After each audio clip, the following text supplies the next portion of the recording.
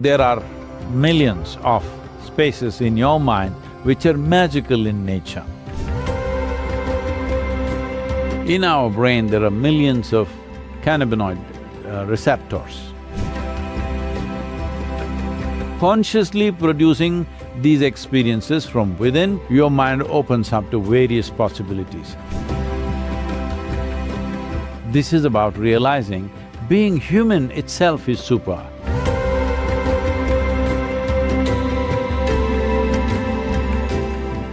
See, it's been discovered, or we have observed, that in our brain there are millions of cannabinoid receptors. So what does this mean? Lots of speculation went on. So naturally, people who are on the dope, they said, this means everybody must smoke, or this means anthropologically all of us, all human beings at some time were smokers.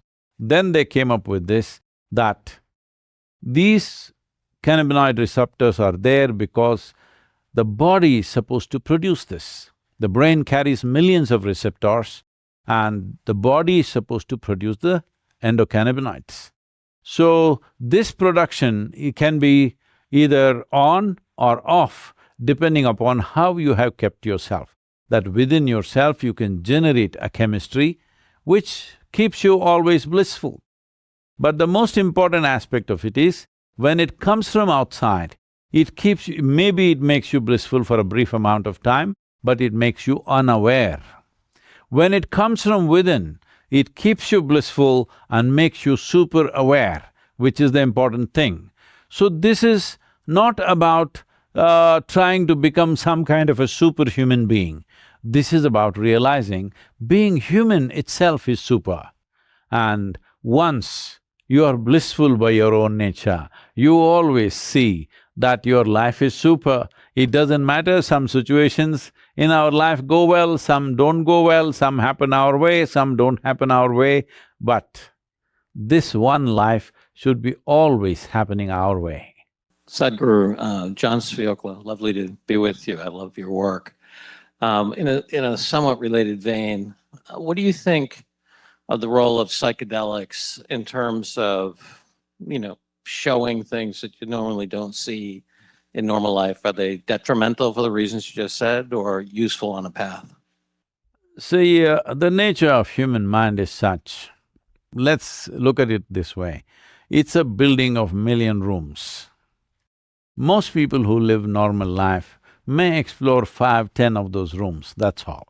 The million rooms are just there, unused. So once in a way, if you forcefully enter those rooms by using a chemical or something else, sometimes it can happen because of injury, sometimes it can happen because of shock, that people enter other spaces of their minds, which they can't believe it is their mind because it looks like a whole new world. It is just like if you had, let's say, if you did not have eyes to see, if you open your eyes, suddenly it's a whole new world. So just like that, if you open your eyes to certain things, it looks like a whole new world. No, it's the same good old world, but it has so many dimensions, and human mind, in its evolutionary process, have gathered so many rooms to it that most of the rooms are not explored. So what is the purpose of this?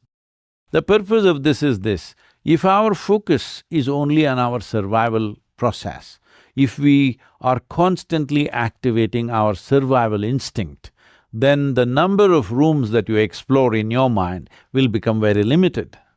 If our focus and our attitude is not about survival, because survival essentially means we want to build a wall of protection around ourselves.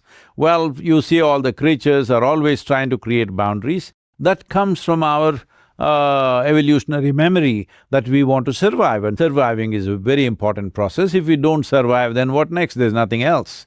So we must survive. But is it necessary that your survival instinct is always on? If you are a wild creature, yes, it must be always on. But we evolved to this point where our cerebral cortex opened up, blossomed into this possibility, where once you become a human being, your survival doesn't fulfill you anymore. In the sense, for example, for all the other creatures, if their stomach becomes full, their life is settled. But for a human being, if stomach is empty, there's only one problem. If stomach becomes full, there are 100 problems. This is the nature of a human being. Because for a human being, life does not end with fulfillment of survival requirements. In fact, life begins only after survival is taken care of. This is the nature of a human being. And no matter where you are, in what position you are in your life, you want to be something more than who you are right now.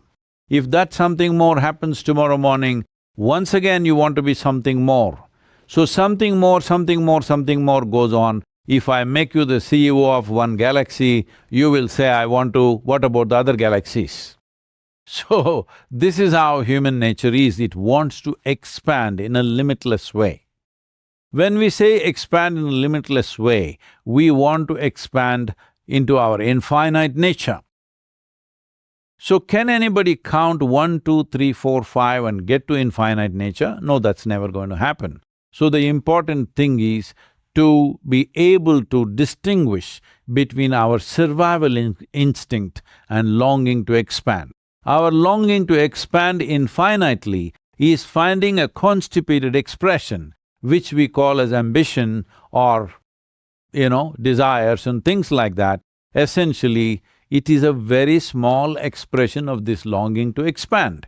This longing to expand, if you make it a conscious process within you, then you will see your survival instinct will come down to its minimum levels. When that happens, your mind opens up to various possibilities. In many ways, this is what these chemicals are doing. It puts down your survival instinct to such a level. There have been cases people have left off mountain peaks, tall buildings and things like that because their survival instinct is gone. They cannot even understand that if I fall off this, this is going to end my life. So because survival instinct has come down forcefully, not consciously. So consciously producing these experiences from within and forcefully doing it from outside, these are two different things.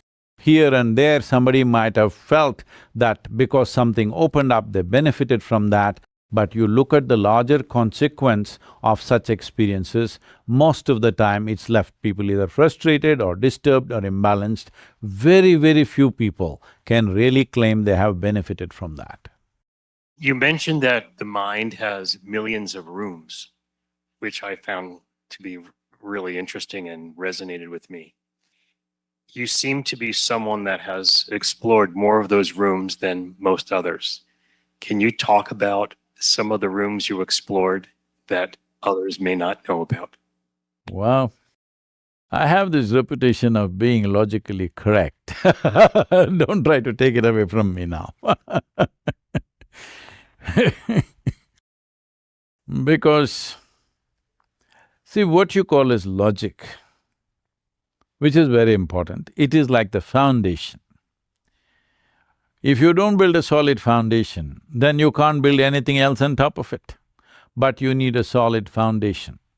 This is what is wrong with a whole lot of people who think they are into mysticism or occult or spirituality, that they don't have a solid logical foundation, they become hallucinatory. And if you believe hallucination is an exploration, no, it is not. Hallucination is your attempt to cross the line of sanity, and you may succeed, that is the whole problem.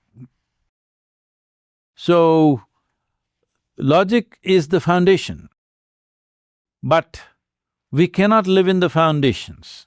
Well, of course, in United States, if you live in the foundation, it's called basement, but in the rest of the world, it's called a dungeon. So you can't live in the foundations, you have to build a superstructure. So there is logic, but on the surface of life, if you look at it, everything is logical, everything falls into logical patterns. But if you look at life little more profoundly, then you find nothing subscribes to logic.